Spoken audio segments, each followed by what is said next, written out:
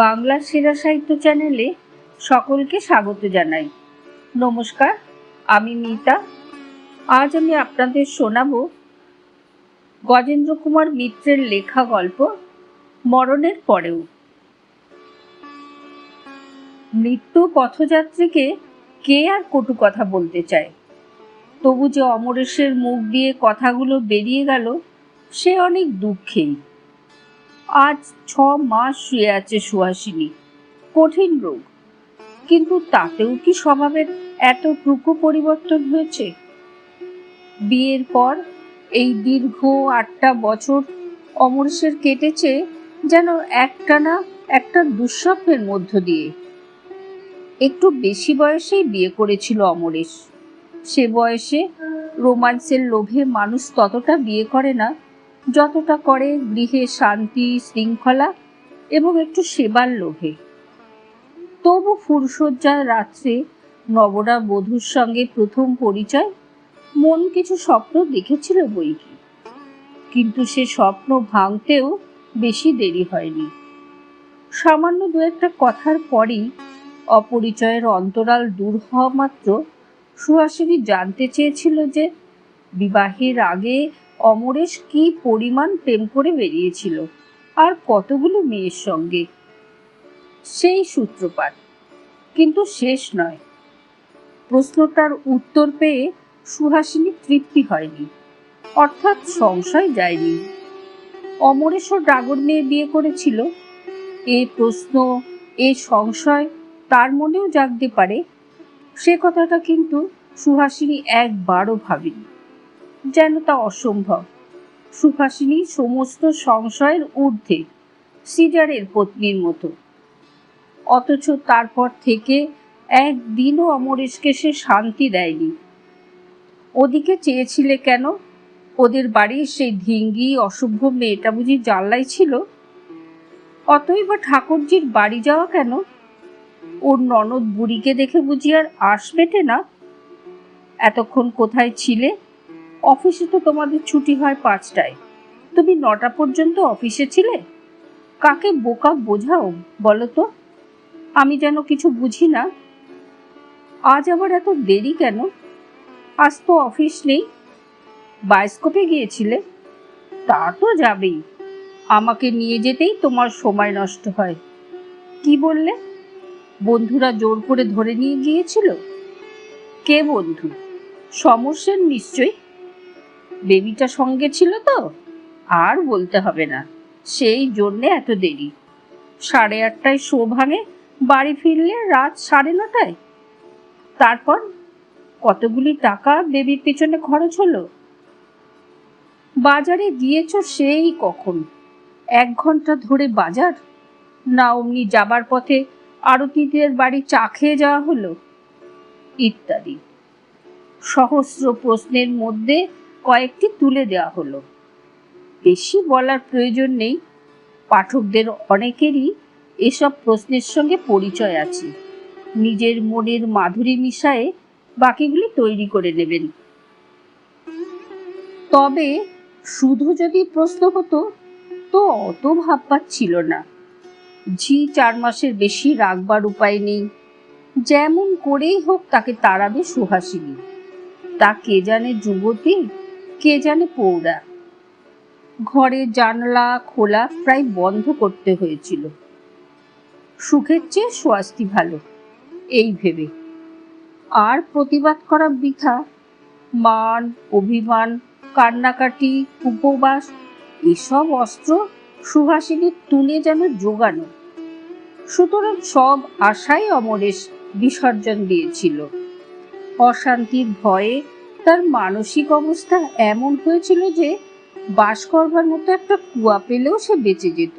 তারপর এই অসুখ, এ আরো অসহ্য। কোনো কাজ নেই, শুয়ে শুয়ে শুধু স্বামীকে সন্দেহ করা ছাড়া। সেবা করার জন্যে যে কোনো আত্মীয়কেই আনায় তার সঙ্গে ঝগড়া বাঁধিয়ে বসে সুহাসিনী। পথ্য না খাওয়া, ওষুধ না খাওয়া, এ তো অমোঘ অস্ত্র। শুধু পাগল হয়ে যেতে বাকি ছিল অমরেশের। ইদানিং সে সমস্ত মনে প্রাণে প্রতীক্ষা করত স্ত্রীর মৃত্যুর, যদিও প্রার্থনা করতে তার সংস্কারে বাধ্য। মনের কাছে সে কিছুতেই স্বীকার করতে চাইতো না যে সে স্ত্রীর মৃত্যুই চাইছে। সবচেয়ে মজা এই, ওর এ মনোভাব সুহাসিনীও জানত। প্রায়ই বলতো, ওগো আর দেরি নেই, আমি মলে যে তোমার শান্তি হয় তা আমিও জানি। আর কটা দিন হয়ে এলো, এতদিন পারলে আর কটা দিন ধৈর্য ধরে থাকো, আমার শেষ হয়ে এসেছে।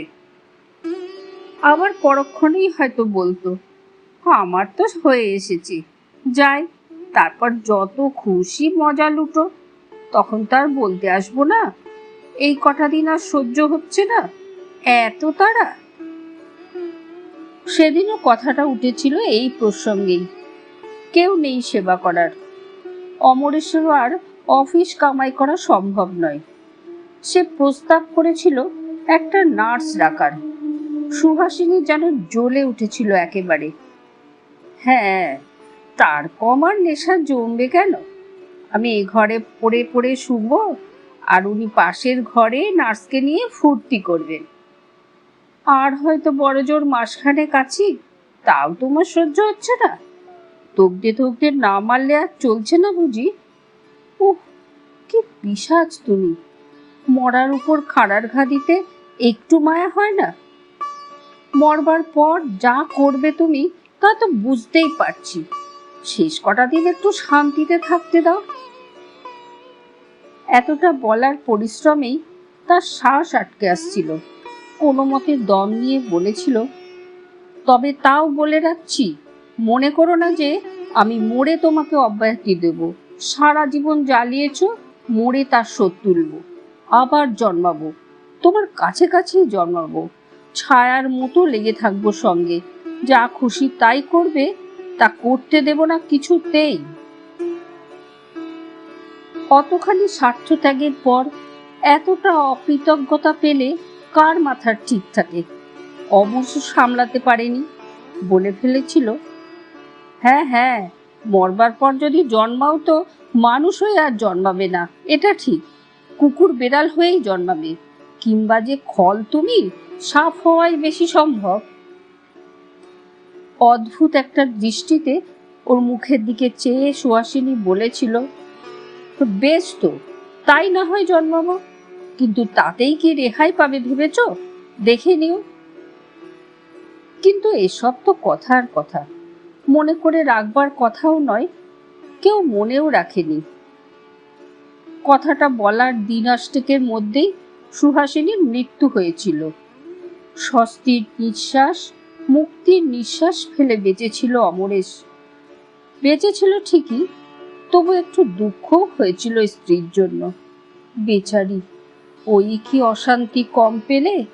চিরজীবন যে ঈর্ষার আগুন অমরেশকে ঘিরেছিল, তা কি ওকেও দগ্ধ করেনি? জীবনের শান্তি যে কেমন তা তো অনুভবই করতে পারলে না কখনো। আর এই অসময়ে যে স্বামীকে সে এক দণ্ড চোখের আড়ালে রেখে স্বস্তি পেত না, তাকেই চিরকালের মধ্যে ত্যাগ করে চলে যেতে হলো। আত্মীয় স্বজন, বন্ধু বান্ধবরা প্রায় সঙ্গে সঙ্গেই আবার বিয়ের প্রস্তাবটা এনেছিলেন। সত্যি এমন কিছু বয়স হয়নি, 40-41 বছরে আজকাল অনেকেই প্রথম বিয়ে করে। ঘরেও তো লোক চাই একটা, শুধু চাকর বাকরের ভরসায় কিছু এখন থেকে থাকা যায় না। বলতে গেলে সারা জীবনটাই তো পড়ে রইল।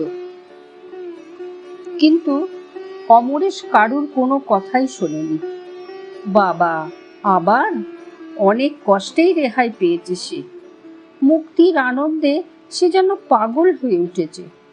শুধু যখন খুশি এবং যত খুশি বাইরে ঘোরা, আর যত রাত্রে ইচ্ছা বাড়ি ফেরার মধ্যে যে এত আনন্দ আছে কে জানতো।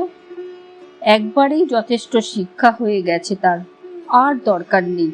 ধন্যবাদ, খাওয়া দাওয়া তার জন্য হোটেল আছে, অসুখ বিসুখ হাসপাতালের অভাব কি?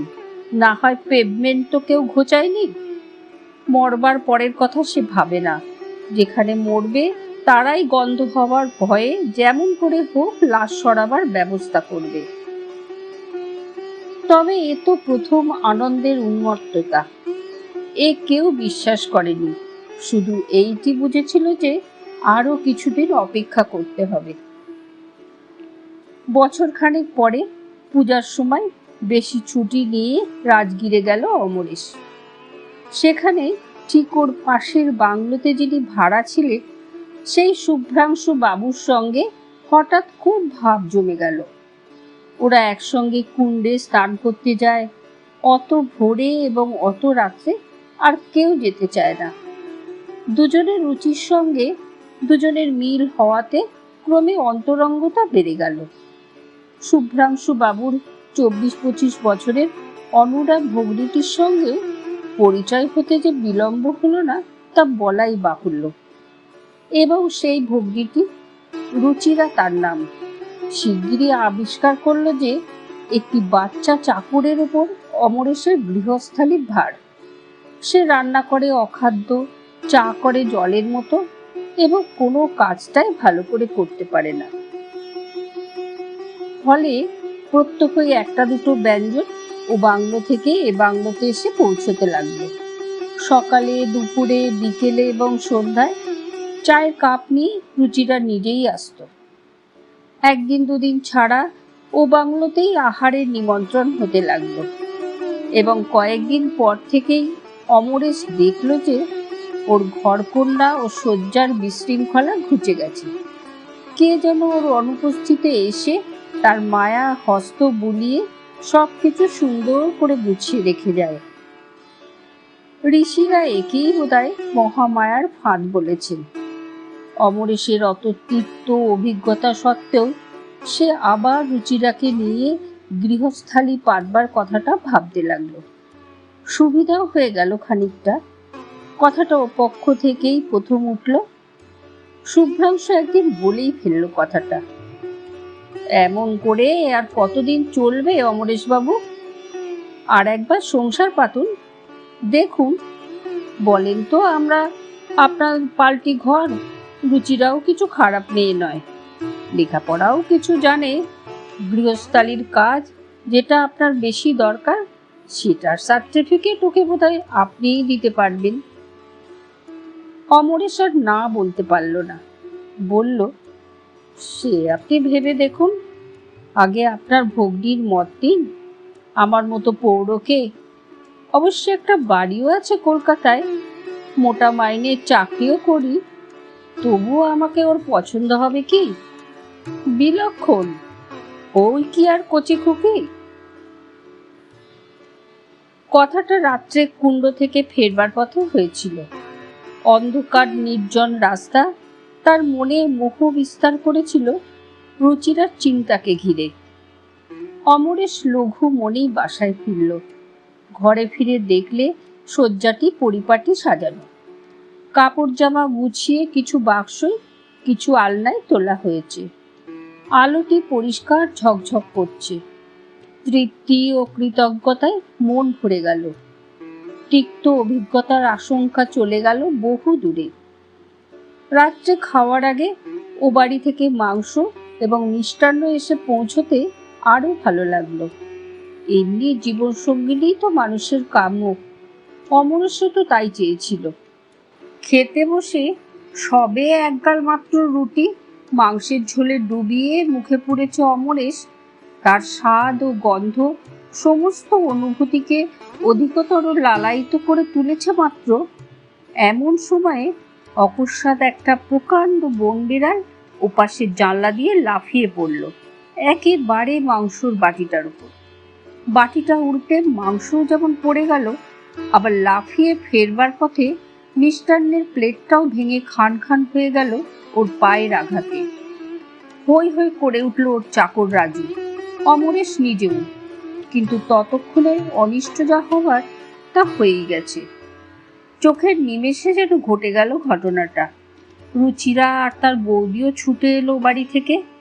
অমরেশের কোনো নিষেধ না শুনে ওরা নতুন করে খাবার এনে দিল।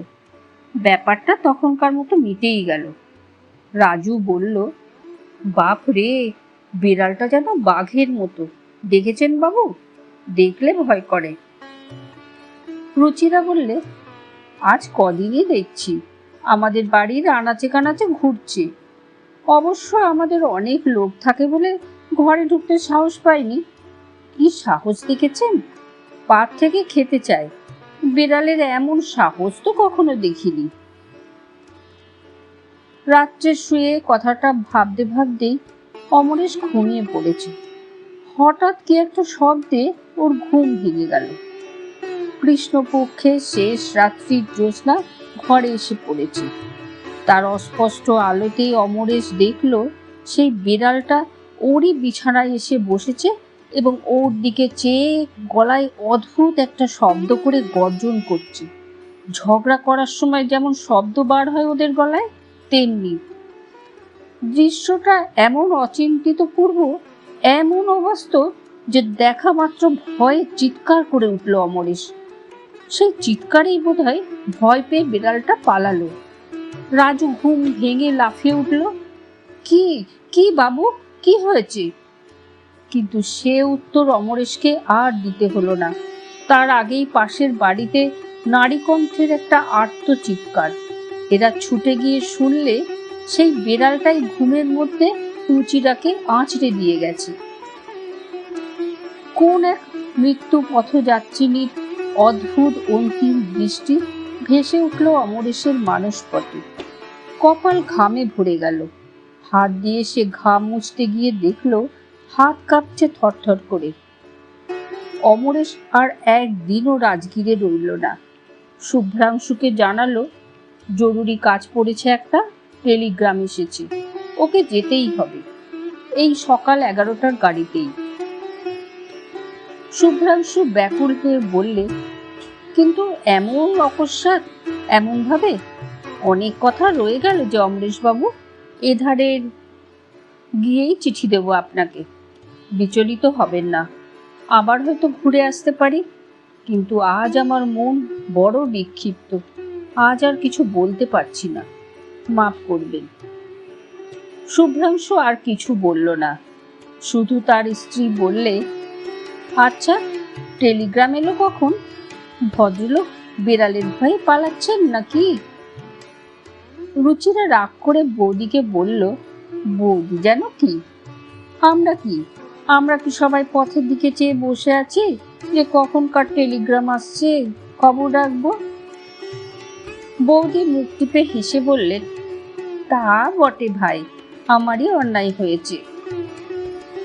ট্রেন যায় একেবারে ওদের বাংলোর সামনে দিয়ে। অমরেশ খুব নিরুৎসাহ বিষণ্ণ মুখে রুমাল নাড়ল। রুচিরা ছলছল চোখ দূর থেকেও ওর দৃষ্টি এড়ায়নি। ট্রেনখানা চলে যেতে অপাঙ্গে ভগ্নির মুখের দিকে চেয়ে শুভ্রাংশু বলল, নাও, এই আবার এক ফ্যাসাদ বাঁধল দিচ্ছি। কিন্তু কলকাতায় ফিরল না অমরেশ। গভীর রাত্রেই মধুপুরে নেমে পড়ল। কালীপুর টাউনে ওর এক বন্ধুর বাড়ি আছে। বহুবার অমরেশ এসে থেকে গেছে। মালি ওকে ভালো করেই চেনে, থাকবার অসুবিধা হবে না। তাই বলে অত রাত্রে তো আর সেখানে যাওয়া যায় না। অবশিষ্ট রাতটুকু এখানেই কাটাতে হবে। প্ল্যাটফর্মের এক প্রান্তে মালগুলো জড়ো করে রেখে তাইতে ঠেস দিয়ে রাজু ঘুমোতে লাগলো।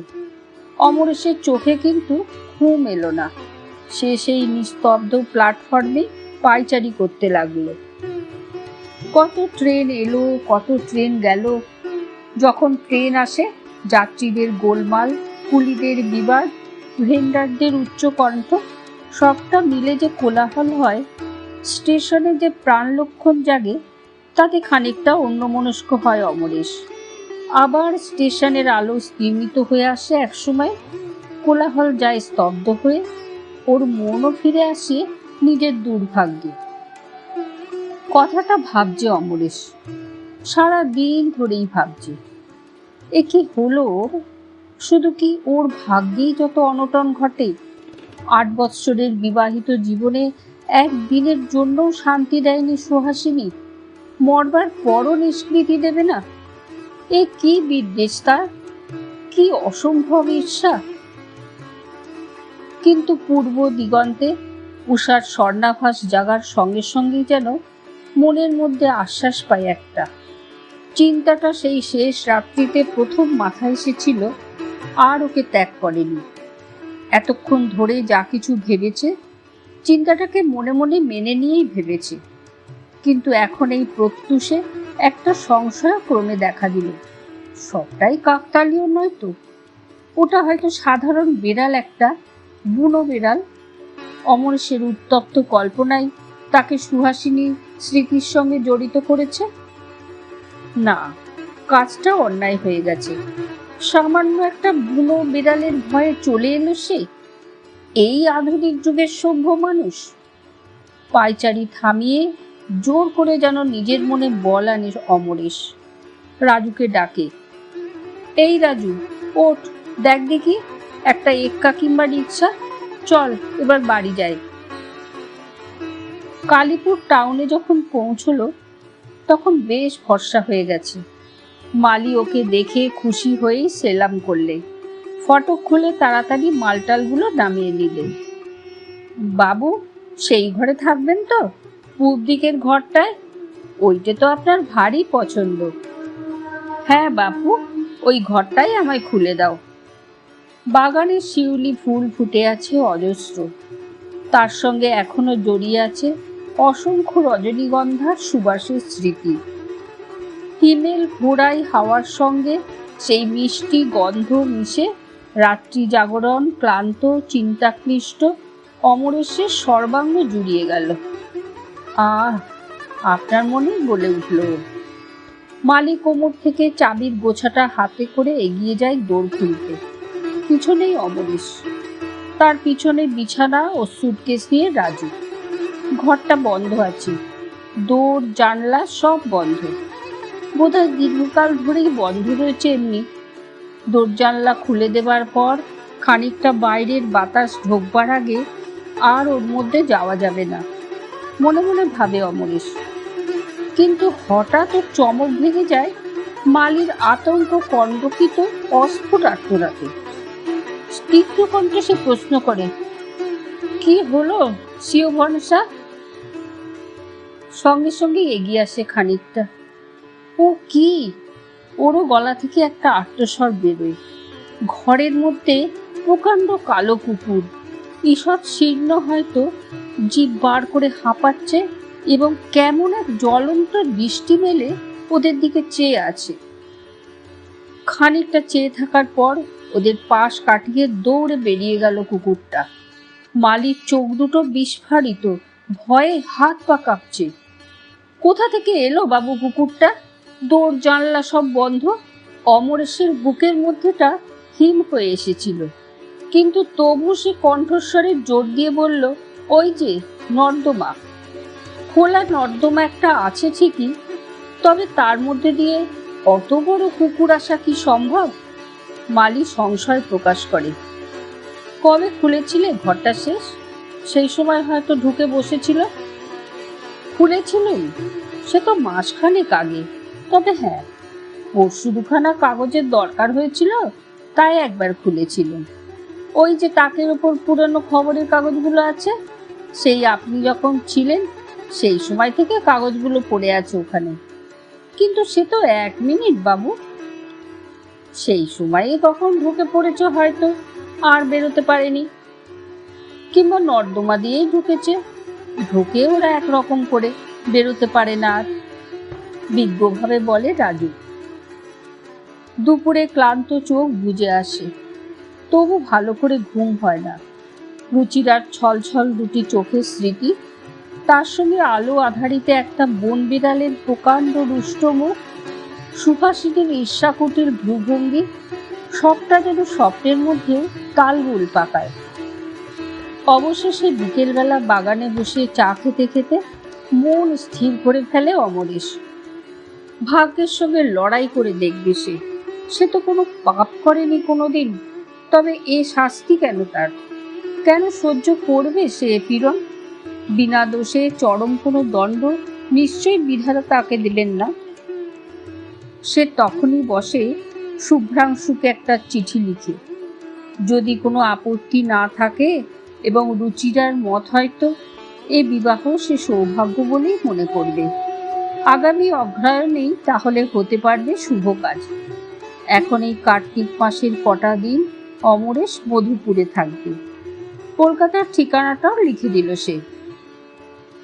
চিঠিখানা খামে এঁটে রাজুকে স্টেশনে পাঠিয়ে দিলে ওখানে ডাকবাক্সে ফেলতে দিয়ে আসতে।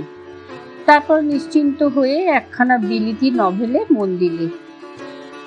দিন তিনেক পরেই শুভ্রাংশুর চিঠি এলো। আপনার পত্র পেয়ে সত্যি খুশি হলাম, কিন্তু এধারে এক বিভ্রাট। রাজগিরে থাকা আর হলো না। কাল সন্ধেবেলা বেরিয়ে ফিরছি, হঠাৎ অন্ধকারে রুচিরা বোধহয় ঘুমন্ত একটা কুকুরের গায়ে পা দেয়। সে উঠেই ওকে কামড়ে দিয়েছে। এখানে তো একটি মাত্রই ডাক্তার, তিনি অবশ্য যা করবার সবই করেছেন, কিন্তু তবু মনে হয় কলকাতায় নিয়ে গিয়ে ইঞ্জেকশনগুলো সেরে ফেলাই ভালো, কারণ কুকুরটার আর কোনো হদিশ পাইনি। খ্যাপা কিনা কে জানে। মনে করছি কাল এখান থেকে বাসে গিয়ে 12 ডাউন ধরব। কলকাতায় গিয়ে দেখা হবে। আপনি কবে আসবেন? দৃষ্টি কঠিন হয়ে এলো অমরেশের। ভয় হচ্ছে ঠিকই, অজ্ঞাত একটা আতঙ্ক। মনে হচ্ছে যে তার এই দুর্ভাগ্যের সঙ্গে রুচিরাকে জড়ানো হয়তো ঠিক হচ্ছে না। বিনা দোষে তার যদি কোনো ক্ষতি হয় সত্যি। আবার সঙ্গে সঙ্গেই মনে হচ্ছে সেও তো বিনা দোষেই সইছে এত নির্যাতন। তবে কে কেন রুচিরার জন্য চিন্তা করবে? স্বার্থপরই হবে সে। এত দুঃখের পর এতখানি সৌভাগ্যের সুযোগ যদি বা এসেছে তার হাতের কাছে এগিয়ে, কোনো মতেই তাকে সে ছাড়বে না। প্রাণপণ করেই লড়বে অদৃষ্টের সঙ্গে। প্রয়োজন হলে প্রাণ রাখবে তার এবং রুচিরার, দুজনেরই প্রাণ। ক্ষতি কি? গভীর রাত্রে 12 ডাউন মধুপুরে এলো। তবু ওদের খুঁজে বার করতে কষ্ট হলো না।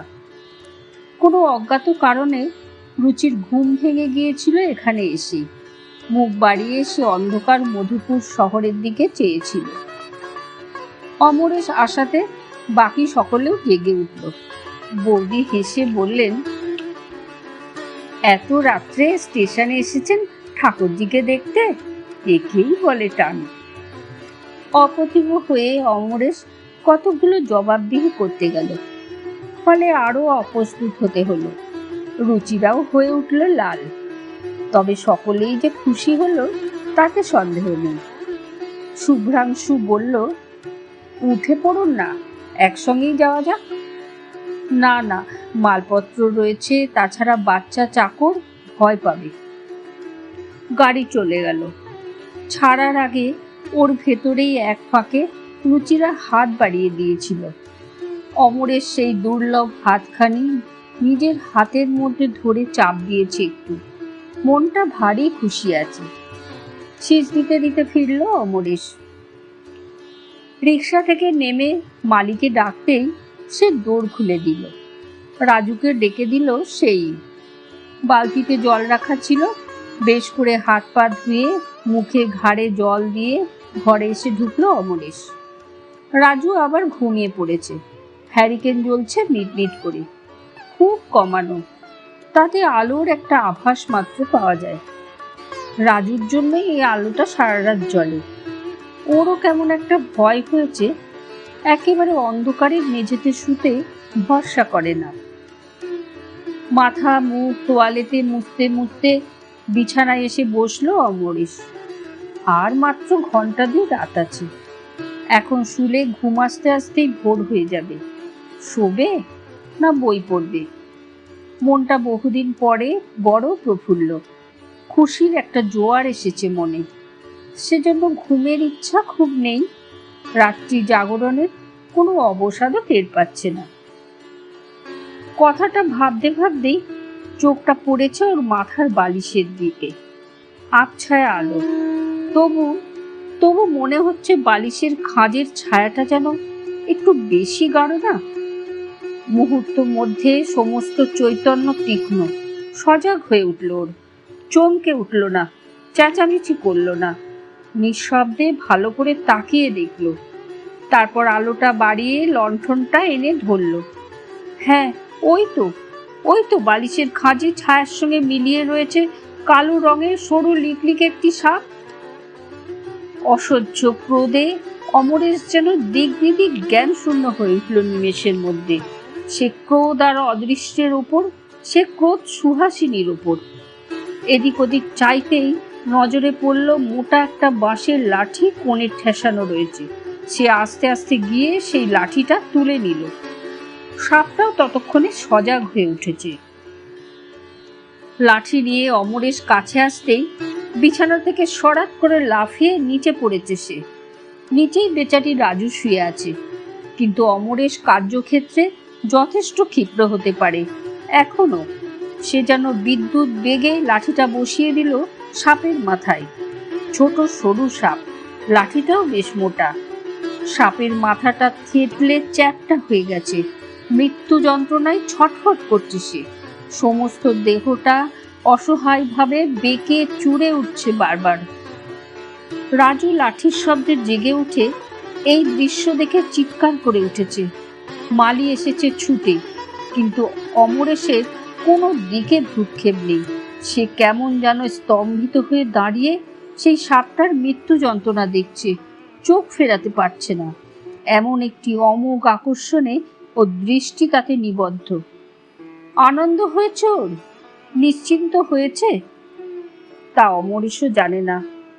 ওর অনুভূতিও যেন জড়ো হয়ে গেছে। প্রথমে সেই অসহ্য ক্রোধ আর নেই, বরং এই জিঘাংসার জন্য যেন নিজের কাছে সে লজ্জিত। তবু তাকিয়েই আছে সে। সাপটা ছটফট করতে করতে খানিকটা এগিয়েছে দৌড়ের দিকে।